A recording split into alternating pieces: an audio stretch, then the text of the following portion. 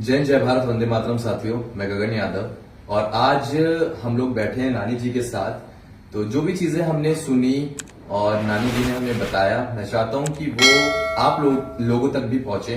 अही रेजिमेंट को लेकर, कम्युनिटी की यूनिटी को लेकर। तो मैं चाहूंगा कि आज मैं ज्यादा ना बोलूं और हम सब सुनते हैं नानी जी को।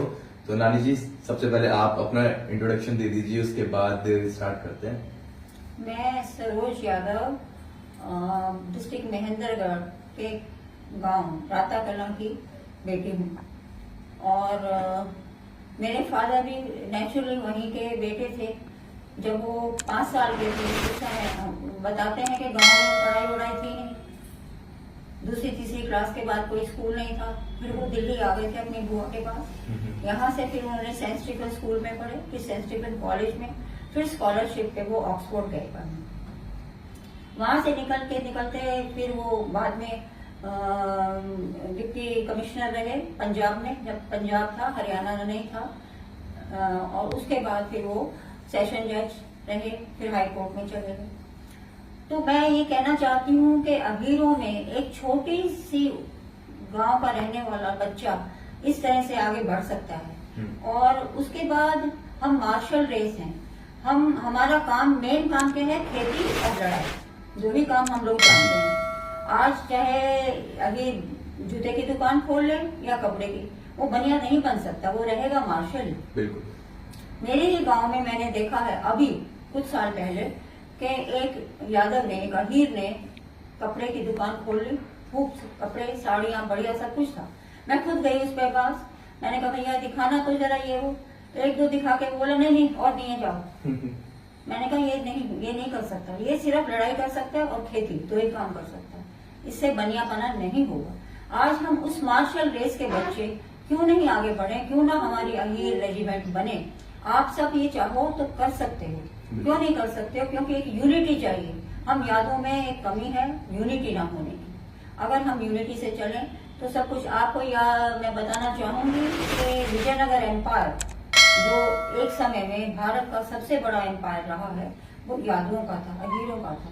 मुगलों ने आके उसको कब्जा किया, बनाया। क्यों? उसका रीजन क्या था? आपस में तालमेल नहीं, यूनिटी ना होना। आज हम सब मिलके, सब अहीर, सब यादव मिलके यूनिटी के साथ चलेंगे तो हम बहुत आगे बढ़ सकते हैं, बहुत वो कर सकते हैं। और आप सबके सहयोग से, हमारे अहीर भाइयों, आप सबके बहनों और भाइयों, आप सबके सहयोग से हम अहीर रेजिमेंट बना सकते हैं। हमारे, आपको पता होगा, एक कोसली गांव है जो कि पूरा ही फौज के लोगों से भरा हुआ है। वहाँ ऑफिसर मेस भी है, जेसीओ मेस भी है, कैंटीन भी है, सब कुछ है उस गांव में। क्यों है? क्योंकि इतना बड़ी फौज जो है भारत की, उसमें कम से कम 20% यादव कोसली गांव से। ऑफिसर्स काफी ज्यादा है, बहुत ज्यादा है। और एक ही रामपुरा है, रेवाड़ी के पास रामपुरा गांव, वहाँ के बब्बू भान यादव रहे हैं जो कि महावीर चक्रा थे। शायद आप सबको पता होगा, नेवी में उन्होंने INS विक्रांत में थे और बिना अपने बॉसेस की परमिशन के वो सीधे ही पाकिस्तान की थल सेना में घुस गए थे। पाकिस्तान वाले सोच नहीं सकते थे कि कोई अहीर, कोई यादव इतना बड़ा काम कर सकता है। अपनी जान की परवाह नहीं की उन्होंने, इसके लिए ही उन्हें महावीर चक्र मिला था। तो वो महावीर चक्र तो एक छोटी सी चीज है, फिर भी असली चीज है हम लोग आगे बढ़े और अपनी रेजिमेंट को बनाने की कोशिश करें। कोशिश, प्रयास ही नहीं, प्रयास से ज्यादा है एक मनोबल, आत्मबल, आप और एक विल पावर, इच्छा शक्ति। आप सब में अगर विल पावर होगी, इच्छा शक्ति होगी, तो nothing is impossible in the world. Napoleon Bonaparte ने बताया था, फ्रांस में क्या था, वो एक टेलर का बेटा था, उसने पूरे फ्रांस को फ्री करवाया। किस लिए? वो हमेशा कहता था कि इम्पॉसिबल वर्ड, असंभव शब्द बेवकूफों की डिक्शनरी में है, कुछ भी असंभव नहीं है। Nothing is impossible in the world. अगर आप impossible itself says I am possible. तो अगर आप सब मिलके इसमें सहयोग करें, वो करें, तो हो सकता है। मैं भी एक छोटे से महेंद्रगढ़ गांव की बेटी हूँ और उसके बाद मैंने भी पंजाब यूनिवर्सिटी से MA किया, LLB किया, LLM किया, PhD किया, लेदर टेक्नोलॉजी में डिप्लोमा भी किया। हमारी भी बेटियां अब आगे बढ़ रही हैं, पढ़ रही हैं, लिख रही हैं, सब कुछ कर रही हैं। लेकिन बस वही है कि हम में थोड़ी सी हिम्मत और मनोबल चाहिए, और कुछ भी असंभव नहीं है। आप सब कुछ कर सकते हो, लेकिन थोड़ा सा धैर्य रखिए और अपने आपस में सहयोग कीजिए, अपने में तालमेल बनाइए, तभी ये सब संभव हो पाएगा। मैं आपसे प्रार्थना करूंगी कि आप सब हमारे साथ मिलें और इसको आगे बढ़ाएं। हमारी तो अब उम्र एक तरह से, हम तो अपने मतलब शाम को हो चुकी है हमारे जीवन की, सिर्फ रात का इंतजार कर रहे हैं, लेकिन हम चाहेंगे कि हमारे देखते देखते ही आप सभी कर पाए तो हमें बहुत खुशी होगी, अच्छा लगेगा। और धन्यवाद। नानी जी का तो मैं बताना चाहता हूँ एजुकेशन को, जैसा कि MA, LLB, LLM, PhD, history में PhD करी है, और काफी थीसिस नानी जी बता रही थी, आप बता दीजिए।